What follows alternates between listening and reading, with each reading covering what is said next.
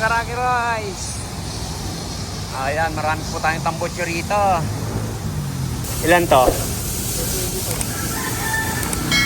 225 yan, bagya. Bumaba ng bagya. Ayan, may singaw.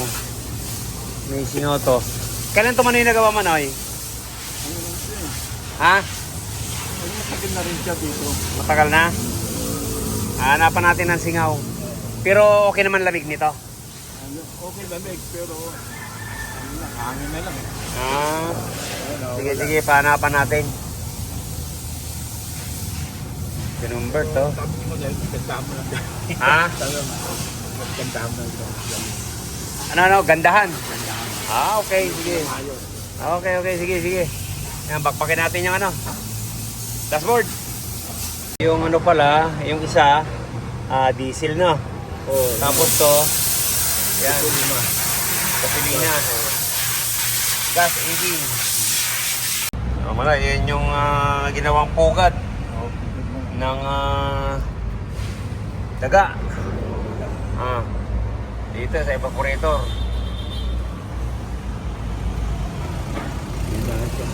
Manoy, rin na po yung singaw sa compressor. Paulit-ulit lang ang trabaho natin ito. Kasi marami ng doktor ang umawak nito. Kinumbert na nga yan. Sa kabila rin, kaya sayang lang ng trabaho natin ito. Wala naman tayong piyesa niyan.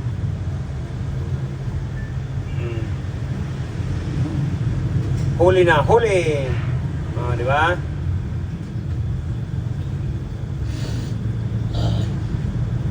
Kaya pag ganitong mahirap yan, isa-isayin natin para sigurado tayo kung saan bumaba, doon.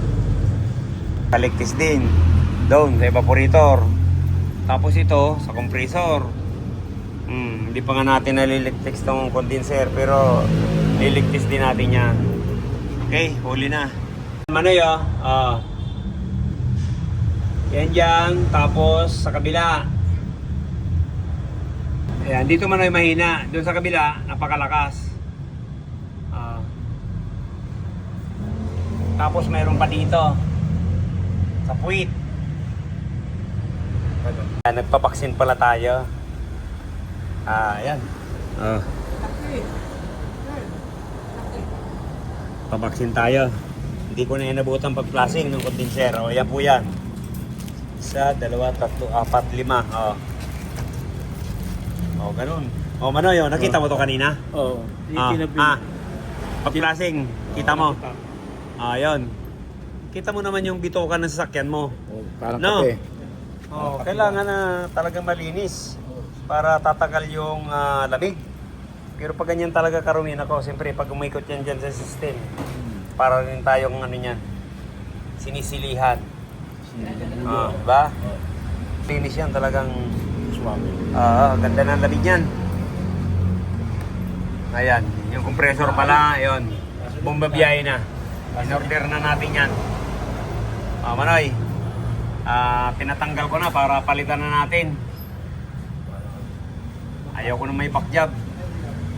Pag anong kaya palit na tayo. Para sigurado. Manoy, hindi ka. Ito kasi pag ni-repair natin, wala tayong original na na pyesa dyan. Kaya malamang pag ni-repair natin yan, babalik ka sa amin. Para wala na naman ang priyon. Saka ito, gaya nito, parang yan, bumaluktot na eh.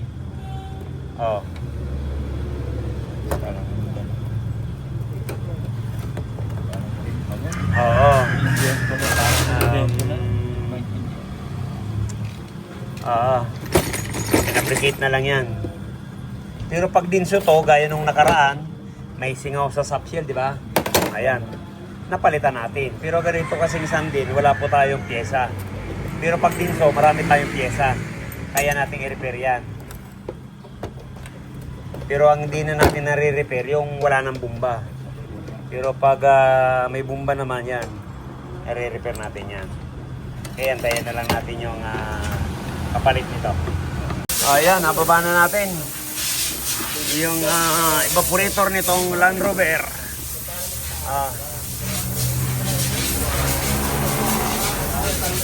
Kasi natin para ma-flashing din natin to. Bakbak. Pag wala kang alam tayo, dagang musibahan ka, Importante nito, ma-flashing natin. Kahit hindi ka nakalasin, boss. Ha? Bakalasin ko pa. Hindi, baklasin natin para yung gilid malagyan natin ng foam. Baka tinira ng daga din yan, di ba? Pero ilang price ka siya dyan? Parang tatlo?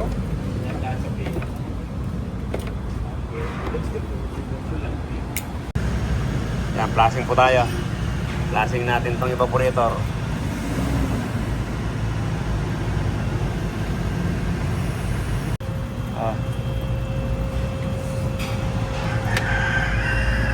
Yo, boss. Yun. Pangalawa. Ang mga 5 pasada yan eh. Linaw na yan. Ayan. Pangatlo po yan. Ayan, yung dalawa. Linaw ka agad. Okay, 3 pasada lang. Akala ko maglilima tayo. Okay, tuyuin na lang natin yan. Ayan yung...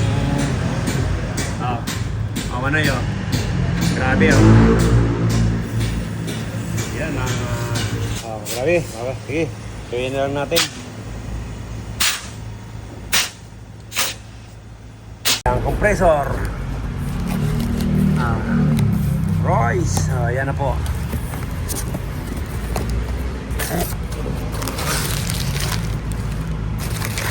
Yan.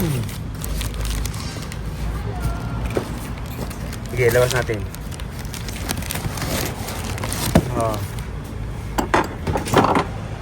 Ito kasi yung plans niya, yan. Kinumbert. Yan Manoy, ito, rikta na dito sa puwit. Kaya wala na tayong problema sa singaw niyan. Saka yan, original to. Parehas to nung kinabit ko dun sa backhoe. Ayan. Ganito yung kinabit natin sa bulbong backhoe.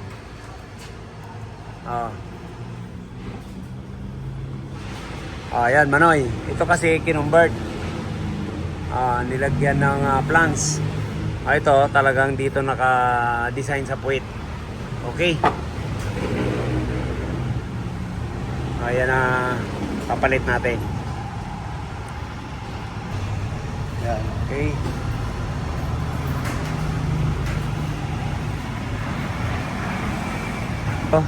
Ang layo na ng clearance. Ito. Ang gabuhok lang. Gabuhok lang clearance niya. Salpak na natin. Diba? Swak na swak.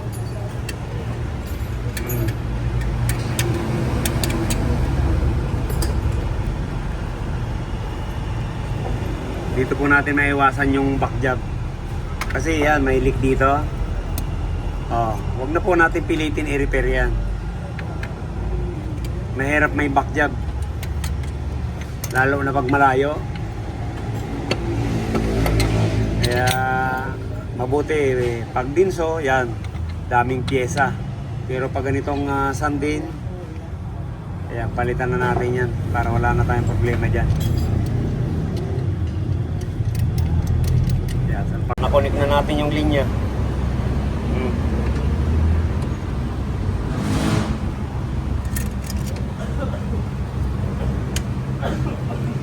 Yan, magliligtis na tayo.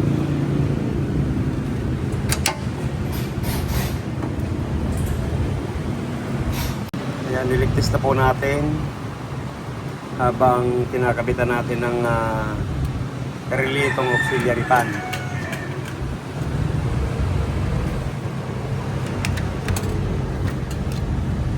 Ayan, kakabitan na lang natin ng relay at saka fuse.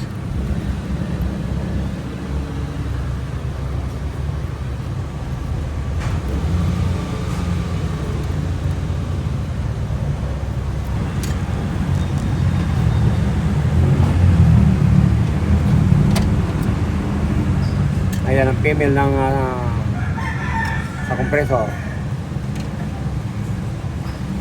Yan, dyan po tayo magkakabit papunta doon sa auxiliary pump. Para yan yung communication.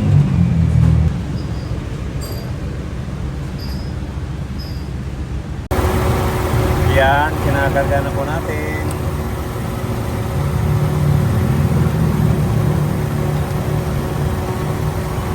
Meron pang bula.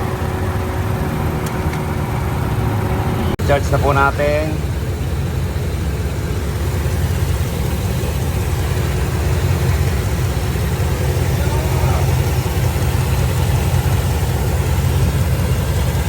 Yan, clear na. Clear na yung sign glass. Taas ang karga lang natin, 25. 150. Yun, ganoon lang mga karga. Para talagang laban na laban sa traffic. At saka sa kalagitnaan ng init. Yan, check na natin ang lamig. Kumusta ang lamig? Yun. Ayos na to. Okay na to. Yan, pinalitan po pala natin ang thermostat.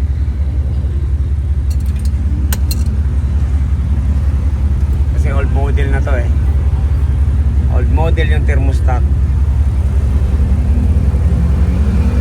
Ang evaporator nito tanso pero napakalamig. Wow. Ayos ng buto-buto manoy. Nung Range Rover mo. Final na po yung karga na yan. 25. 30. Yan, tumaas 30. Yan, 150. Okay na to. Yan, Manoy, okay na po itong Range Rover mo. Yan, check na lang natin ang lamig kung ilan.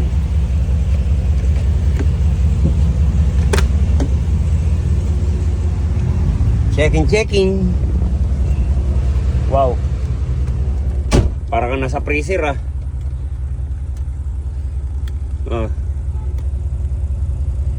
ang lamig kung gaano kabilis bumaba. Nako.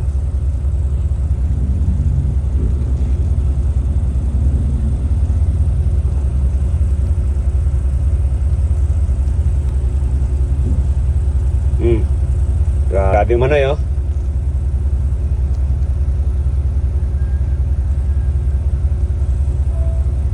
Matik pa. Masabi dyan sa lamig. Okay na yan. Ha? Harap ng makina eh. Harap pa naman yung makina. Napakainit. Ito naman pag uwi nyo. Plato. Napakalamig naman. Ayan. Kinabitan ko na yan. Ng sticker.